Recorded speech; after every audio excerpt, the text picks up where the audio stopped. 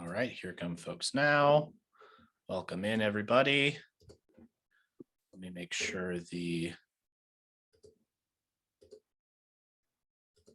chat is open to all. Welcome in, everybody. Cool, we're getting somewhat of a quorum going here. Just to get things started, my name is Nick Hool. I'm the Director of Client Engagement here at the Entrepreneurial Learning Initiative, and I'll be kind of the MC for today's event, if you will. I'm so excited for the conversation. We were just having some great chats before we hit start on the webinar, so I can't wait to get into that. So I won't waste too much time with my opening spiel, but as folks are joining in, if you wouldn't mind putting your name and where you're calling in from into the chat window here along the bottom of your Zoom window, that can get the conversation started. We want to make this as interactive as possible, right? So while Gary and Graham are going to be having a lively conversation that I'm sure they could fill all the time with, we also want to hear from you all. So if you have questions, comments, pushback, different ways to think about things, feel free to put those in the chat throughout the conversation. I'll wait about halfway through the hour and then I'll pop back up and read some of those out to include everyone's voices. But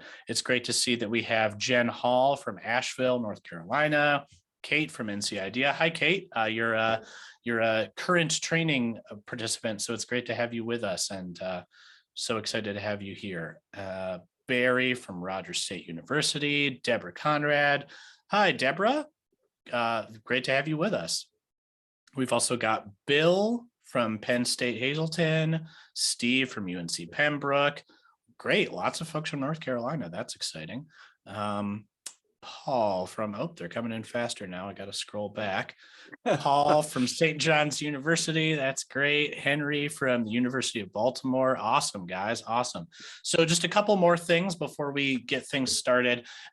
Looks like the new attendees have slowed down. So as you heard when you joined, hopefully, this is being recorded. So we'll follow up with a link to that recording as well as other things that we referenced throughout the webinar, rather, within 24 hours of the presentation. We like to keep this, like I said, open and interactive with folks. So if you have questions, comments, concerns, put those in the chat or the Q&A function. I'll be monitoring both. And I think that covers everything. So without further ado, I'll hand it off to our host, Gary Schoniger, the founder and CEO of the Entrepreneurial Learning Initiative, to kick things off. Sounds great. Thank you, Nick. And thank you everyone for joining us. I'm really excited to have this conversation with Graham.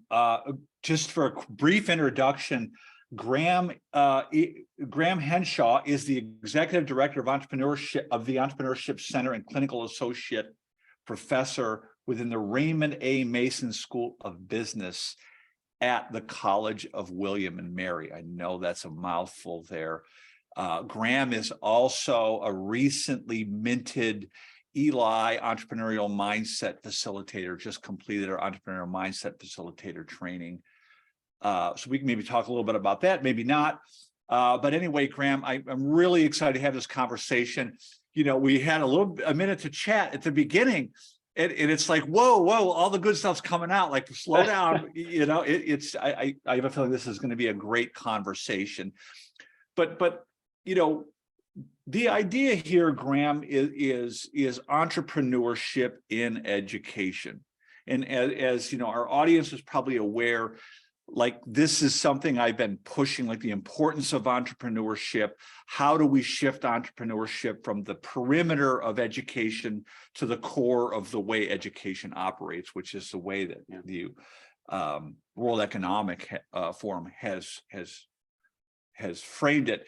So let me just start, Graham, with this very simple question, like, how did you get on the entrepreneurial path yourself? Like, how did you get mixed up in all this to begin with? Well, first of all, thank you for having me. And I look forward to this conversation as well, because I think there's so many overlapping ways in which Eli and the Entrepreneurship Center here at William and Mary think about entrepreneurship and the utility of the skill set and tools and mindset, and we'll get to all of that.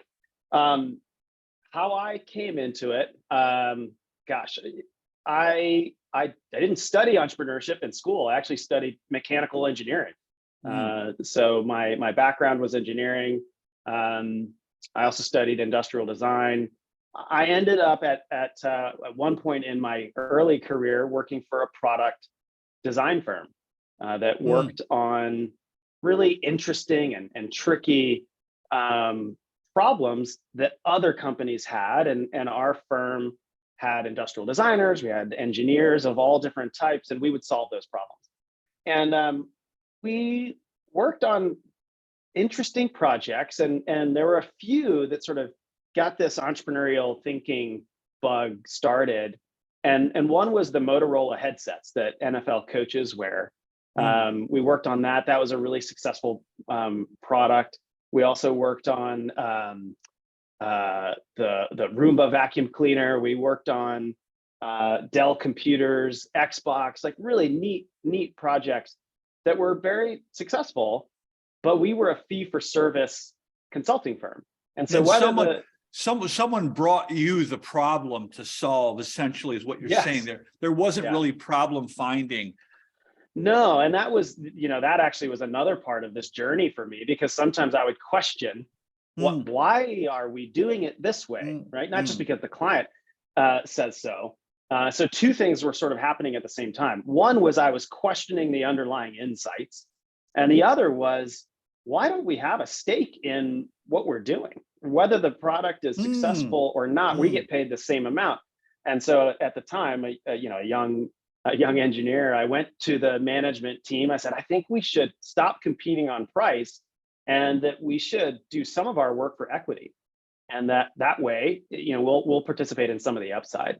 And there was just no appetite for that. And I subsequently realized that the business model was not set up to do that. There's a cost structure of a consulting firm that you can't forego that immediate revenue for maybe some revenue in the future. But that was sort of the earliest. Well, how many great ventures are created where somebody goes to their boss with an idea and their boss says, like, nah, never mind. Right. I mean, that's the beginning of a great. So I left. Yeah. I left a perfectly good job that I really enjoyed, but I had an underlying problem with the business model. But let me back you up. Well, you said something else really important there, like questioning, why are we doing it this way? Yeah.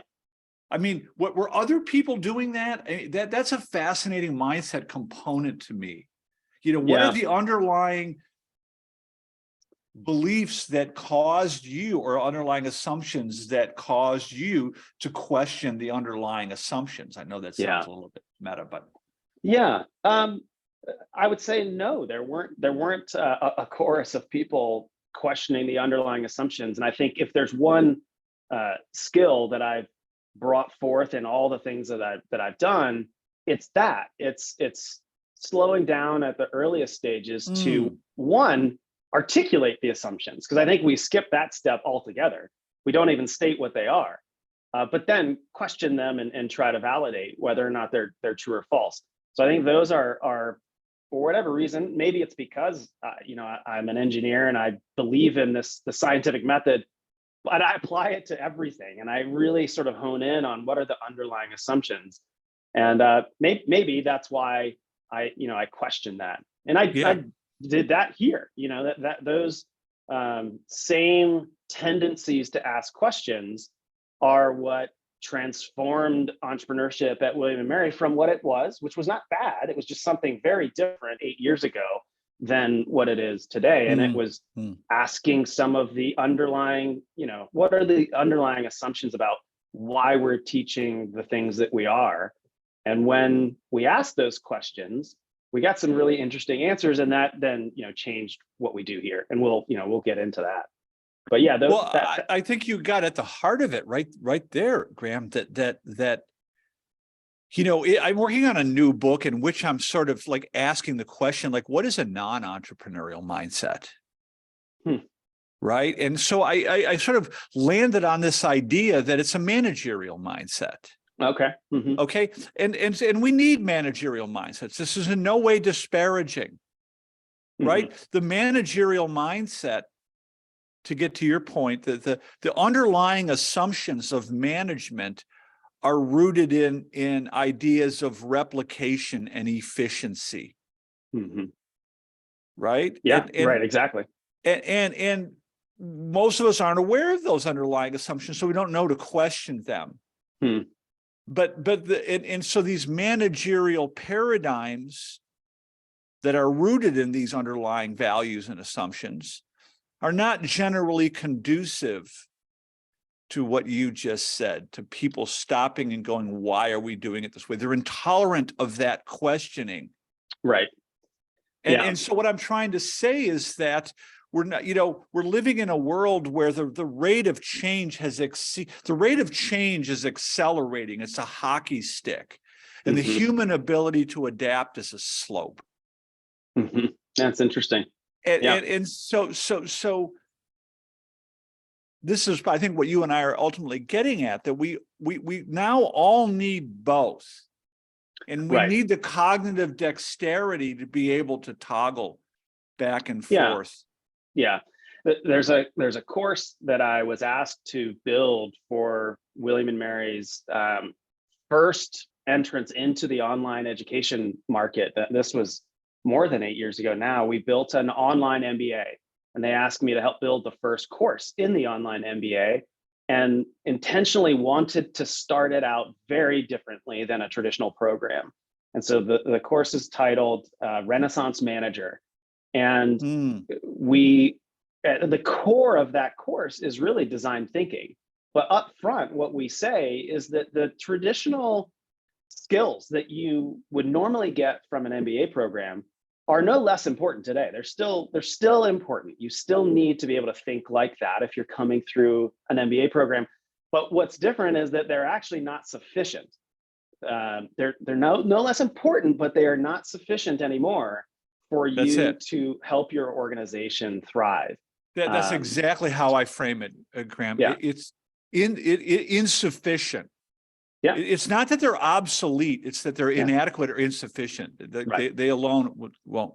Right. So the trick is applying the right toolkit at the right time, because you can do actually a lot of damage applying 100%. The wrong toolkit, the wrong tool at the wrong time. And so that's what, even when I work with organizations, when I do, some consulting, I see a lot of that wrong tool for the job. And it's about, figuring out first it's about, you need to learn another set of skills, or else you can't use those tools, and then figuring out when to use which. Yeah. So I think of it like this. Like the managerial mindset assumes that we have the correct way to perceive, think, and act in relation to a particular problem or the pursuit of a particular goal. Right. The entrepreneurial mindset assumes that we may not. Right. And so when what you're doing is working, keep doing it. Yeah. I think, I'll build on that a little bit. I think that managerial mindset makes the assumption that either in the moment there is an optimal process or plan in place, or that the best solution is there, and that they can recognize that or develop it. Whereas I think the entrepreneurial perspective is a bit more humble. It says, I don't know what it is. I don't even know. I don't know. I mean, those are the best words ever, right? And it's that you have a toolkit that's going to let you navigate that ambiguity, and that you'll develop a path forward as you do that. And that's been what's been so rewarding about my work at William and Mary, is taking the raw ingredients that are our students, who are coming in wicked smart. They are very smart coming into these programs, but there's a but. I think that we encounter them with a few things that we would really love to create change in. One is that when they arrive here, they're used to very well-defined problems. And that's just not going to be the case when, day to day, when we encounter the world, we don't don't see very well-defined problems. We encounter a lot of ambiguity. So that's one thing, the definition of the problem, when it's ambiguous, they're a bit uncomfortable. The other is this in notion. part, if I could just interrupt, Yeah. like ambiguity aversion is what a behavioral Yes. economist might call that, right? Yeah. And some of that is trained into them.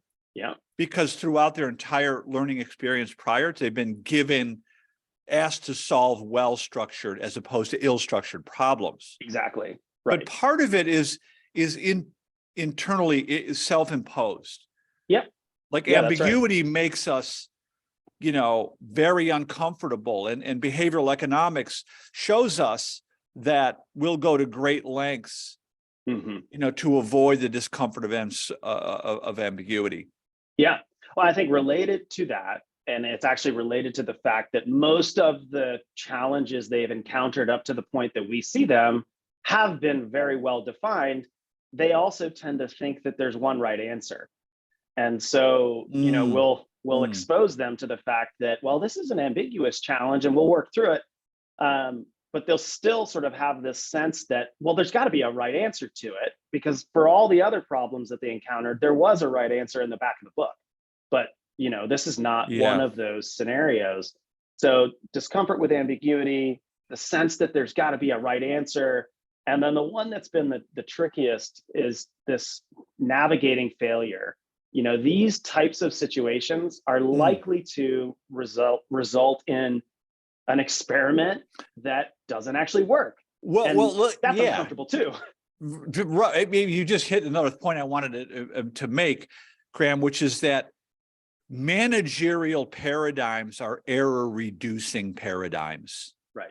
Because they're focused on linearity and efficiency. Yeah. Entrepreneurial paradigms, which are discovery-oriented, are error-inducing. Yeah. Right. And so it's not only, you kind of framed it as a likelihood. I'm kind of pushing you a little further to say, no, they're necessary. Yeah, I totally believe that. That's been my experience. And, those things, to take us back to, when you asked what was the early, an early exposure to entrepreneurship, those aspects have then followed me and been a part of my journey the whole time. I started ventures after that. I left that perfectly good job and I tried to start a venture and it failed. But I learned a lot from that initial failure. I learned that I actually wasn't solving a problem with the venture that I created. I had a hobby. And that, that's solution fun. In search of a problem is a common source of failure. Hobbies are great. It's not that, hobbies are a bad thing, but hobbies don't make a business. And so all of those experiments and navigating the complexity of starting those ventures that didn't work, I think contributed to me sort of building this entrepreneurial thinking approach, which is what we really try to promote at William and Mary. Yeah. One of the challenges that I sort of uncovered in my quest to understand the entrepreneurial mindset, which is kind of a journey I've been on for more than 30 years. My original thought, Graham, and I don't know if I said this in the training, but I'll say it again. My original thought was that if I could somehow deconstruct the mindset of a typical entrepreneur, like what is the underlying logic that drives the behavior, that this could be helpful to people in myriad ways, not just people who want to start a business, right? And that's kind of the journey here, the entrepreneurial thinking. But the problem I quickly encountered is that experienced entrepreneurs don't necessarily know what they know because they've acquired much of the knowledge they acquire implicitly. And so the requisite or the ensuing knowledge is tacit. Right. So if you set, you set the entrepreneur down and ask her, you just sold your business for $50 million. You've done all these crazy, amazing things. Like, how did you do that? Yeah. The answers may not be as helpful as you might think. So I've Yeah. kind of come at this as an anthropologist, Yeah, that's interesting. right? To get at the core, like what you say, your level 2 answers might be different from the level 3 values and assumptions that actually drove it. I worked really hard and I never gave up. Well, that's not that helpful, Right. Yeah. right? No, I think that's right. And probably the first answers that you get from that represent then what you see at most entrepreneurship programs, or you used to see, because I think there's Mhm. been some improvement. But I think you used to see sort of a very common thread that was entrepreneurship equals how to start a business. And years Yeah, years and years ago, then that equaled, well, then our program should teach people how to write business plans and so Mm, forth, which was yeah. very much the case at William and Mary when I got here. It was how to start a business. And we luckily did some good listening early on to try to identify where were the pockets of entrepreneurial activity, not Mhm. not business creation, but just entrepreneurial activity. And we Yeah. found it all over the whole university. um, Yeah. and that was one very interesting thing. In those first couple of semesters, I was like a ping pong ball. I was going from place to place, department to department. We even have a campus called the Virginia Institute of Marine Science. It's in a different city. It's across the York River in Mhm. Gloucester, and there were entrepreneurial thinkers there.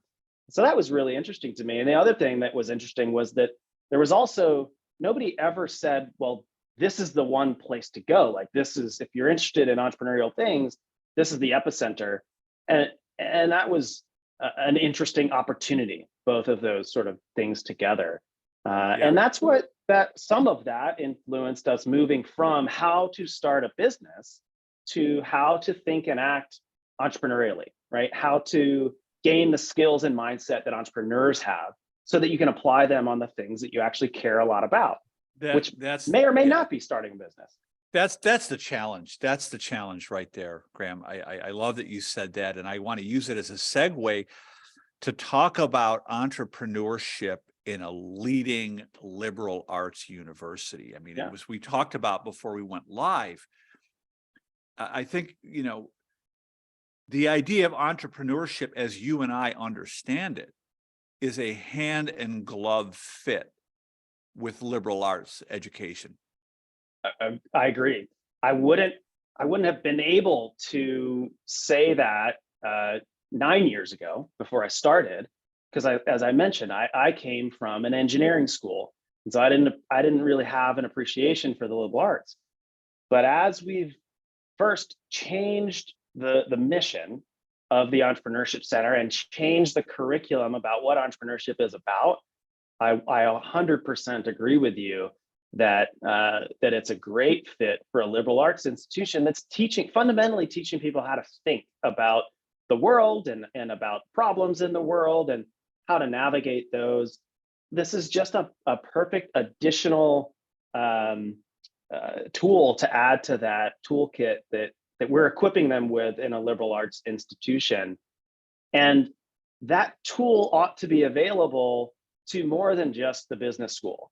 And so that was and that's my question, Graham, is like, you're at the business school and I see that, maybe you can, disabuse me of this idea, but I see that as an inherent limitation to the impact that you can have. I would say that's true. I will also say that actually I'm not in the business school physically anymore. So when I mentioned that listening tour, and I discovered there was no centralized place where entrepreneurial activity was happening at William & Mary, I approached, because I am a business school faculty member, so I work for the business school, but I am also a William & Mary employee. So I think sort of at the whole of institution level. But we said we need a centralized location for this activity to happen and to cultivate this. And so the natural thing was to put it in the business school. And so we did that initially.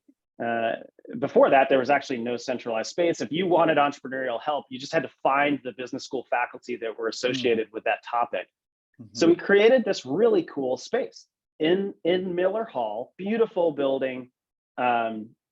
Interestingly, earlier in the conversation, you said entrepreneurship has been at the periphery of education, but it needs to be at the center. The business school on the William & Mary campus is actually on the periphery. It's on the very edge of campus. And so we put entrepreneurship there. And we had this really cool space that we built out. And as we were changing the model, one of the things we really quickly found was that, gosh, there are more students beyond the business school that are interested in this. So 8 years ago, the students that were interacting with us were 100% MBA students. There were no other students that were engaging with what the Entrepreneurship Center was creating. Fast forward to today, and just last year, in the fall and spring, we had 41 majors that were engaging with our center from across the entire campus. Less than half of those are in the business school.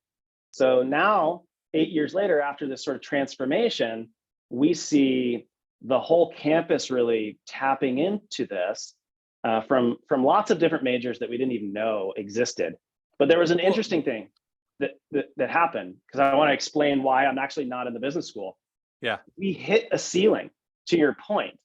We were saying, hey, entrepreneurship is about developing the skills and mindset of an entrepreneur so that you can make progress on things you care about. And that's an attractive message to a lot of different students. But because of our location and sort of association with the business school, there was this sense for some students, in psychology or in some of these other arts and sciences. It's all about making money. Yeah, well, that's not for me. That's not for me. And so now here we are in a brand new space that the president of William & Mary helped bring to life. So President Rowe saw that entrepreneurial thinking should be something that William & Mary is known for. And if that's going to be the case, then we may need a centralized hub where we bring entrepreneurship from the periphery into the core. And so she helped enable that, and we built out the new entrepreneurship hub that is very much more obviously for the whole campus. And we went from, we couldn't ever get above 30% non-business participation when we were in the business school. Maybe we hit 33, 35. No matter what we did, we couldn't get above that.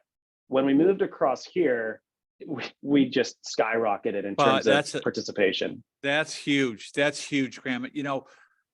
What I'm forever saying to folks is that the attitudes and skills required to discover an opportunity are almost entirely distinct from the attitudes and skills required to exploit that opportunity. Yeah. And the paradigms and the values, the latter being managerial, the former being entrepreneurial. Right. Yeah. And I think the trick is there's a sort of emerging concept called complexity leadership theory, is that we have to understand how to create the spaces. Because in my view, Graham, most entrepreneurship programs in colleges and universities are of limited efficacy because they're kind of being forced into this managerial paradigm. They're still very hierarchical in nature. Do the business plan, get permission from somebody to proceed. They really don't work because they're essentially trying to emulate the thinking that we learn in business school. Right. Yeah. And it doesn't work. Yeah. And I think so you need different places for that to happen, and you need different programs for that to happen through. And so in addition to changing what this was about, entrepreneurship is something to create business. Instead, it's about a skill set and a mindset that can help you make progress on things you care about. That meant that we developed programs at the Entrepreneurship Center to do that, but we also changed the curriculum significantly. And one of the first courses that students will take in our concentration in entrepreneurship and innovation, or in our minor, I'm actually considering changing the name of this course to Myth Busting Entrepreneurship, because I'm just seeing that people come in with so many misconceptions about what it is. Oh yeah. And so I think the name change might be coming soon. But they come in, and on the first day I ask them, what are you expecting? And it's so funny, and it's predictable that they come with these ideas of what entrepreneurship actually means. And the course is quite surprising to them in that, we really focus on this entrepreneurial mindset first. And the fact that we can actually teach these entrepreneurial skills as well, right? One of the biggest misconceptions I have on that first day, which is funny that they're even in the course, is that entrepreneurship is something you're born with. And it's like, well, you're taking this course, and I'm teaching this course. So if there's no way to learn it, what are we doing here? The trait-based assumptions about the underlying cause is that's rampant. Right. Go ahead. And that is rampant. I think that's one of the biggest misconceptions. And there is a tool that I began using in that particular class that has been very useful to dispelling that myth. And I probably others on this call are familiar with the assessment called the Entrepreneurial Mindset Profile. And I decided to incorporate that into that initial course to try to help dispel some of those myths. And it's just been really, really useful because of the fact that we can actually see a delta. So you take the assessment, you then get some results that you can think about, and just the thinking about portion has been really valuable for students. And then we actually do it again, and they can see that the activities that we engaged in the course, and one of the central sort of components of this course is to try to move the needle a little bit on one of the skills or one of the traits. And the fact that they can do that in 15 weeks is just so eye-opening, and it changes forever, I think, their perspective about, one, what entrepreneurship is, and two, what they can do with it. And I hear from students that just gaining some of these skills, it fundamentally shifts not just how they were thinking about this topic, but sometimes about life. 100%. It's pretty incredible. It really is. I kind of hashed out this thing that I call entrepreneurial mindset theory, and I won't bore you with the whole abstract here. But it's rooted in the humanist tradition, which is why I want to get back to, the self-actualizing tendency. That's really what you're getting at, right? That's in every living thing, Graham. That's not just in some of us, it's in all of us. And the desire to be engaged in work that matters, a desire to fulfill human needs through our own effort and ingenuity, is an essential part of what makes us human. That ain't in some of us, that's in every daggone one of us. Right. And that's all you and I are actually doing, is facilitating that discovery. Not everybody wants to start a business. Right. Who among us does not want to discover an opportunity, a way that they can pursue their interests and develop their capabilities in ways that contribute to the greater good? Is that not the essence of a liberal arts education? Yeah, exactly. And I think, sorry, I'm ranting now. No, I was thinking about this morning. I was trying to think of some stories that reflect that. And there was a student who wrote me after the last class last semester, and this wasn't about trying to get some additional points, but she wrote me this message that I just want to let you know that this process has helped me learn so much about myself. I can't even explain how unhappy I was at the beginning of the semester and how different that is now. Through the class and my action steps, my grades have gone up, my ability to public speak has improved. I'm finally happy about myself and where I am in life. And she goes on and she just says, I'm not sure what my aim with this email is, but I just wanted you to know that I'm grateful for what this class has done for me. And I'll be taking what I've learned very far in life.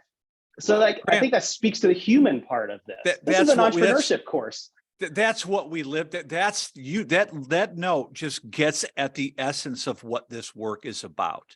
So, so the last chapter in my new book, and we'll open this up for comments in a second, is really about the banality of heroism. Yeah. Right. And you know, there's a whole litany of research in social psychology that demonstrates we can create the conditions where good people will do bad things. Mm-hmm. Yeah. But what that note demonstrates is what I'm trying to say in my work, Graham, in that we're now beginning to understand how to create the conditions in which ordinary people can do heroic things. Right. Yeah. And I think that very much, I think, describes that first course that you know, I'm talking about using these tools in. If I sort of take ordinary people, right? These are sometimes freshmen. They don't even have a major declared yet. You know, and so in a sense, they're ordinary in that way. And they come out transformed with a different way of thinking that for this particular student is positively impacting her life and the types of challenges she chooses to take on, right? So maybe now being willing to speak in public, having more confidence about that will influence something that she decides to do that she otherwise wouldn't have. And I think that's because she has this toolkit. I think what she's expressing, if I'm reading between the lines, is an increased sense of agency. And you know, I could take her comments and flip it in reverse. The lack of agency leads to anxiety and depression. Mm-hmm. Yeah. Right. And that's all it is. When there's a sense of agency, I think what we should all be doing is pursuing the things that are interesting to us in ways that contribute to the greater good. I mean, that's it. But Graham, by the virtue of the fact that Nick showed up means we should probably pause and let other folks chime in. Definitely. Well, and what's great is this first question that came in from David is interrelated to what you all were just talking about. So David asks, do you think that there's only one holy grail tool for motivating entrepreneurs? Looking at successful entrepreneurs, there appear to be numerous different personality profiles. So I was wondering what Graham, in your work, and Gary, of course, I know where you're going to go, Gary. So let's start with Graham on that question. Yeah. David, that's a great question. I don't think that there's only one thing that motivates everybody. And if I just look out at our entrepreneurship hub here, I see lots of different motivations for you know, why our students are here. And I've said this phrase a couple of times, that we believe here at the Entrepreneurship Center that the skills and mindset of an entrepreneur help you make more progress on things you care a lot about. And if I were to sort of plot the number of students that engage with us on the y-axis, and on the x-axis, the level of engagement, how deep is that engagement? If I'm honest, the curve looks like a slope. That there are a lot of people that sort of dip in, right? There's a lot of people. You know, we had over 1,500 engagements just last year with students, but then the tail is really long, where there are a few people that are having really deep engagements, but the unifying thread there isn't one underlying motivation or motivator. It's that they're trying to solve a problem that they care a lot about. And so I think if there's a theme for me, it's been that they've identified an opportunity, they've discovered a problem or an unmet need, and they're almost fanatical about solving that, addressing that. And those people are here whether or not we've got anything going on, right? They are here when I get here in the morning, they're here when I leave. It's because they care a lot about that thing, and they want to They want to develop that and see it become real. So I think that's different for a lot of different people. As I just think about the current set of folks here that are doing that, they're not all working on the same thing, lots of different things. One is a faculty member who runs a research lab, and the outcome of that is not going to be a startup, but she's Right. thinking differently about how she raises funds in a more sustainable way than sort of being on this grant funding hamster wheel. That's very different from the student team that's in here, thinking about how they can use a student organization to raise funds to pay off medical debt for local people in the community. But they both care deeply about that thing, and they want to build something real that addresses the need they've found. Yeah. And so I'm going to piggyback on that, Graham, and I'm going to begin by pushing back on the structure of the question, which is the assumption that there's trait-based the trait-based causes of entrepreneurial behavior. I've looked at the literature there, and the correlation is very, very weak. And you run into all kinds of problems when you start to try to define entrepreneurship. Are you talking about high growth entrepreneurs? Are you talking about inventor entrepreneurs? Are you talking about small business owners? Oh, you're talking about self-employed people? Well, that includes farmers. So I first of all want to just push back on any notion that this is a trait-based phenomenon. And this gets back to your idea, Graham, that the myths of entrepreneurship. Mm-hmm. The vast majority of entrepreneurs on this planet aren't inventing anything new. So the creativity correlation goes right out the window. Mm-hmm. Right. But more importantly, I think there is a single factor. And I've looked at entrepreneurship largely through the lens of social psychology. And I'll try to simplify my answer very quickly. The single most important factor, and you spoke to this, Graham, that distinguishes the entrepreneurial from the non-entrepreneurial is a compelling goal. Okay, so what does that mean? And from a social psychological perspective, the compelling nature of the goal, and we'll talk about what that means in just a second, is actually acting upon the individual. Yeah. So I've interviewed, more than 500 entrepreneurs all over the planet, and almost invariably they'll start the conversation by articulating something compelling they're trying to make happen. Yeah. Okay. And so the literature here is also very clear that forward positive orientation, which some might call active hope, orients the brain in a way that enables us to access problem-solving capabilities that are not otherwise available to us. Yeah. So the short answer is, people look at Graham and say, well, why the heck? He's just so passionate. He's just so motivated. We tend to think that's who you are. And what's happening is we're making this fundamental attribution error, which is the tendency to over-attribute your behavior to dispositional traits while ignoring the constellation of cognitive, motivational, and situational factors that are at play. So the question, I'm going to try to come back now with a simple answer.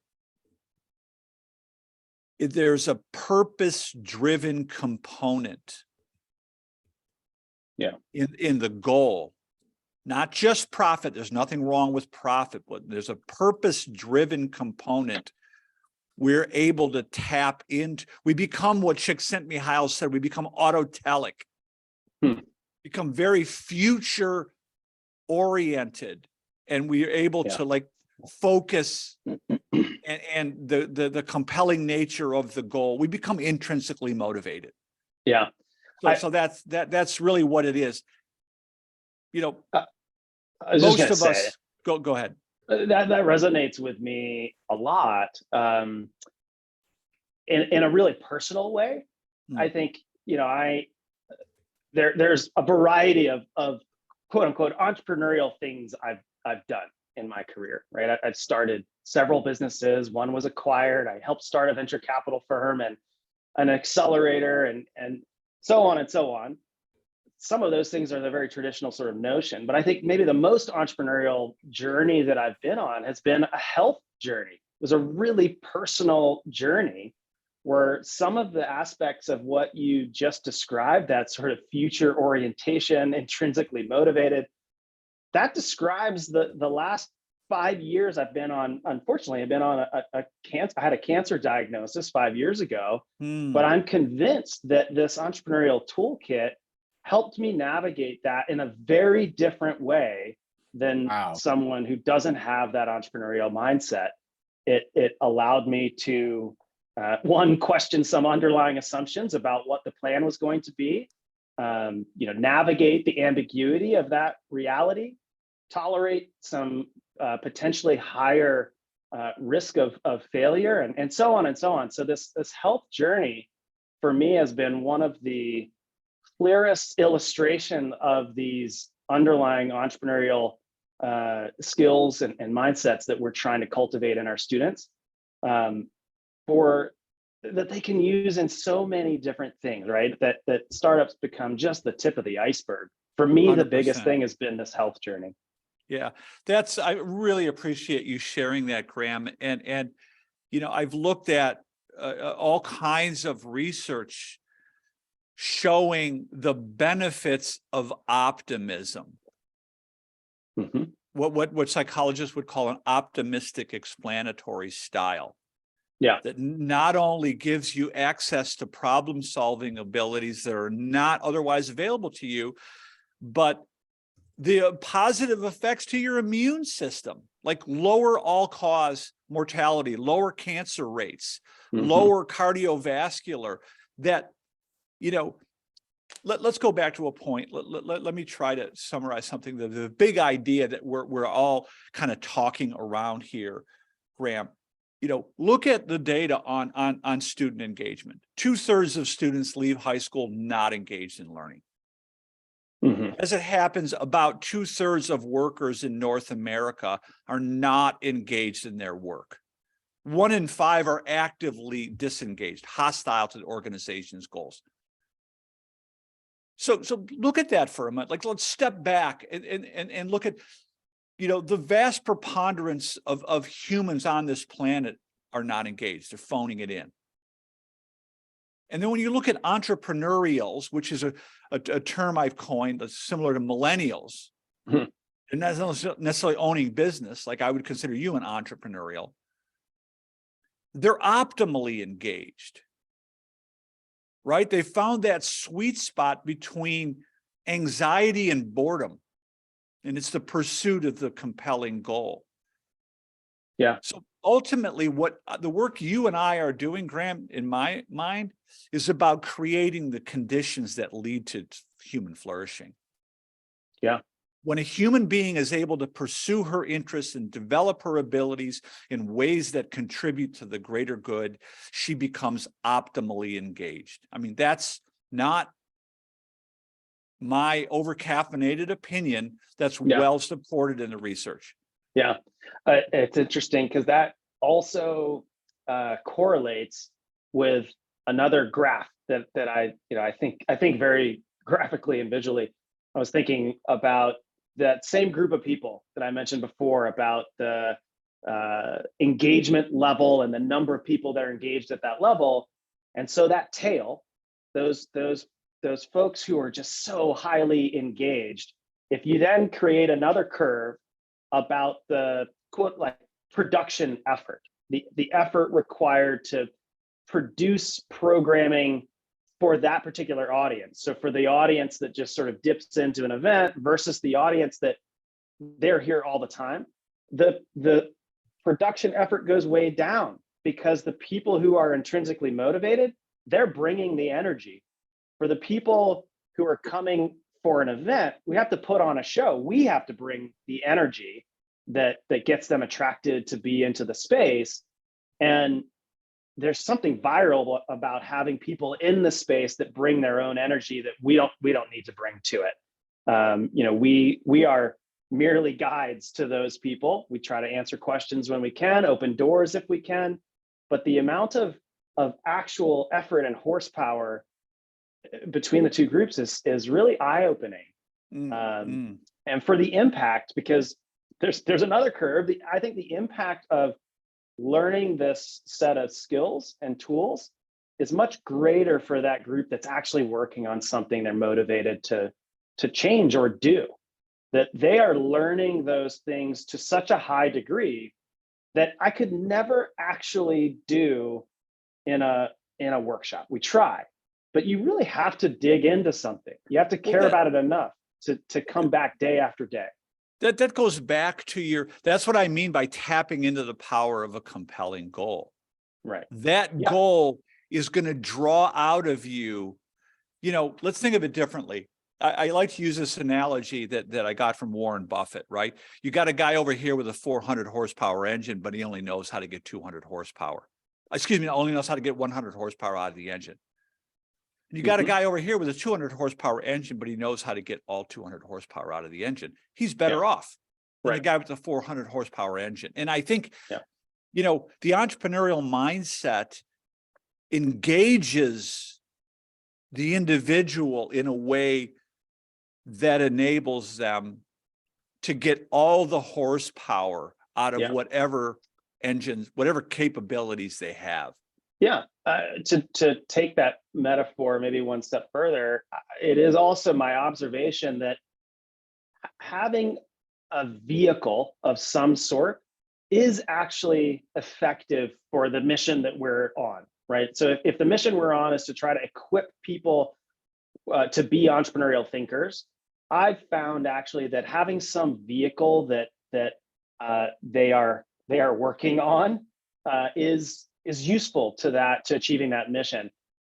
But it is the fact that vehicle is a means to an end. So if they are trying to do a startup, for them, they might feel like that startup is the end goal. But for us at the Entrepreneurship Center, that startup is a means to an end. And we just see that over and over again, that if they're actually working on something, they're going to really pick up and apply, not just on that venture or whatever it is. They start to then apply those ways of thinking on their class project, on the student organization they're a part of, and that's what we really want to see. Yeah, once the genie's out of the bottle, ain't going back in. That's right. Right, Nick. Do we have more questions for us? Comments? There we go. My Zoom is lagging, so it takes me a second to make sure that we can unmute. So there were a couple helpful comments. In fact, just rewinding back to Graham's comments about using the entrepreneurial mindset profile, there's a really great write-up of his work using that tool with his students that Deborah posted in the chat a few minutes ago.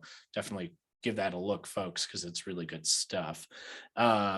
Lisa Taylor is just agreeing with Graham that by embracing this mindset, you gain a lot of hope.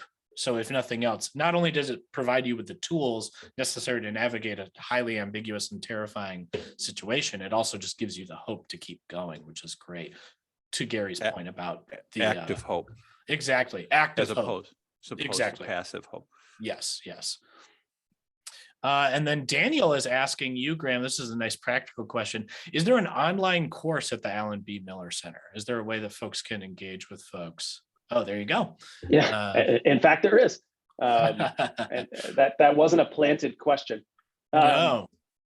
Yeah, we do. So we, I haven't even mentioned like what the pillars are. I've said entrepreneurial thinking probably a dozen times, but for us, we've chosen, and these are not an exhaustive list. They're just the ones that we chose, and not randomly. Like there's research involved, but we chose 4 skills and 4 mindsets, 4 traits, if you will. And the skills that we're focused on are opportunity discovery, failing wisely, improvisation, and collaboration. And it's our belief that we can actually teach those skills, and that they can get better, that anybody students as we conceive them normally, and then non-traditional students alike can all learn those skills and apply them. And then on the traits, or on the mindset, we have openness to risk, tolerance for ambiguity, grit, and self-direction. And there it's a little bit different. You're not going to move the needle so much on openness to risk. So if you were to take the entrepreneurial mindset profile and get a score, there's not so much that you could do to change that score. You might be able to move the dial a little bit, but what you can do, we found, is develop some mitigating behaviors. And so let's say you scored lower on openness to risk, but now you know that about yourself. And so when you encounter a situation that maybe registers a little too high for you, you can then leverage, for example, maybe you leverage failing wisely, which is a skill that you can actually get better at. And so failing wisely means we're going to craft smaller experiments to learn something about the underlying assumptions, right? So we're using the skills to navigate where we might lie on the spectrum on the mindset.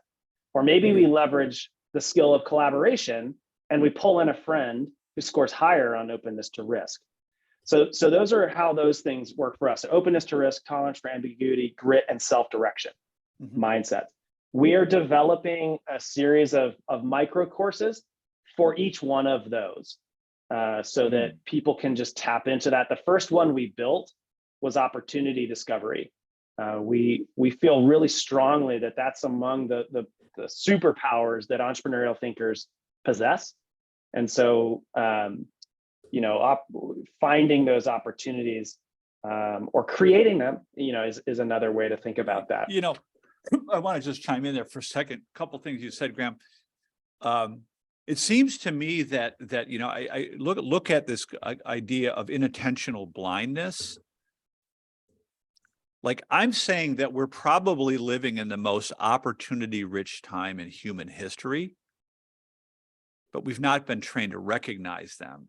And right. We and I think empathy, going back to the humanities, like empathy is sort of the tip of the spear. It's the ability to understand and recognize, which is my definition of entrepreneurship, that by solving problems for others, we empower ourselves. Yeah. And so the problem finding aspects of this are just a subtle yet very, very powerful cognitive shift. Yeah. Where we're shifting away from how do I get my own needs met to setting that aside momentarily to thinking about what's going on here. How can I make this better? Right. Yeah. Right. I think a great manifestation of that in this course. One of the skills that people often want to get better at is idea generation. And I have them develop an action plan, a draft of one that I give feedback on. And one of the most common action steps that these students want to take for getting better at idea generation is to keep an idea journal. And I'd say, here, let's start in a different place. Why don't you keep a problem journal? Right? Open your eyes, open your aperture to see problems and opportunities, and focus on those. And the ideas will come from that. Yeah. Right. Well, and but there's another. They get a lot of value out of that. There's another component to that I want to chime in, because, in a large number of successful ventures, like the original idea is flawed. It's just flat out wrong. And the true opportunity reveals itself only once you're in the arena. You cannot predict it. So I would say, great, take 3 ideas, pick one and act on it. Yeah. Because you can get hung up in this journaling thing, forever. Right. It goes back to my idea of, like, this is what Sarasvathy calls effectual reasoning. With entrepreneurship, you have to go in order to know. You can't figure it out and then act on it. Yeah. Right. But there's another thing you said I want to dig into a little bit.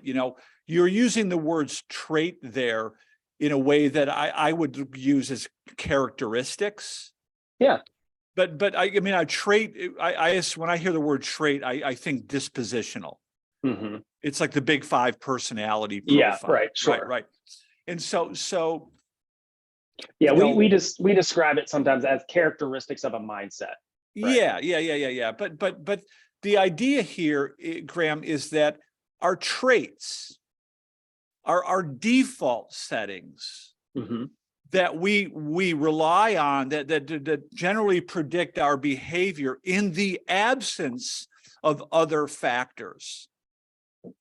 Okay, so let's talk about your risk tolerance, right? Mm-hmm. That would be in a trait-based thinking, that would be openness, Mm-hmm. right? In the big five, that's openness, right? Yeah. But so let's say that you score relatively low on openness, or what people call risk tolerance. Yeah. Right. I would say, okay, your risk tolerance score is X. When you like your job, you feel as though you're well paid, you don't have any immediate circumstances that are acting upon you. But if you lose your job and you can't readily replace it, your risk tolerance factor will change because of the situation. So I think that's just an important thing to keep in mind. There are situational factors that all but nullify dispositional traits. Yeah, that's interesting. Yeah, it's just another way to think about it. Yep. So Nick, I know we're running out of time here. Go ahead, Nick. Yeah. So someone asked if Graham would drop those 4 skills and traits into the chat. He answered that with a link to the About Us page on the center's website, which I'll put in the chat as well. But since we are over time, I do want to be respectful, Graham, of your time and of our audience's time. So Graham, is there anything you would like to share as closing remarks for the audience? Oh gosh. I really just think I would communicate, and I'm probably preaching to the choir, just about the versatility of this way of thinking. I think that we have historically pigeonholed entrepreneurship to be for one thing, and it is helpful for the one thing that we often think about. But I find it to be so useful for so much more than that. And so that's the message that we're really trying to preach from this Entrepreneurship Center. And I would encourage people to think about the utility and the versatility of entrepreneurial thinking, and see if you can't change some of those misconceptions, and then maybe I won't need to teach a course in the future called Myth Busting Entrepreneurship, because we are actually changing that narrative that, that's one thing that it's for, but it's for a lot of other things. Yeah. I've said that over and over, Graham, that as important as this is, and as popular as entrepreneurship education is, the field of study around entrepreneurship, I mean, the subject of entrepreneurship is still fraught with all manner of myth and misperceptions that we need to get that right. Yeah, and there's a whole separate conversation that maybe we can have at another time about why those myths have persisted and that they persist in a lot of programs, and some of that has to do with the way our entrepreneurship programs are ranked. And so, there's a bigger conversation about, like, why are we still talking about this? And partially, I think that has to do with rankings. But that's for another time. Yeah, that's going to be episode 2 to be continued. That's a great place to end it, Graham, and to pick it up and further. Let's talk about myth busting entrepreneurship, because I love it. I haven't even gotten to like 90% of the questions I wanted to ask you, so we definitely got to do it a round 2. Hopefully, that's a good sign. But Graham, I want to close by just saying thank you. I just love the idea of the work you're doing, specifically at a liberal arts college, and one of the country's most prestigious liberal arts colleges. I mean, Well, thank you. I think you're really doing some important work and pioneering and helping people redefine entrepreneurship in a way that everyone can embrace. So thanks for being having a me. part of this. Of course, and thanks for what you're doing to change this narrative as well.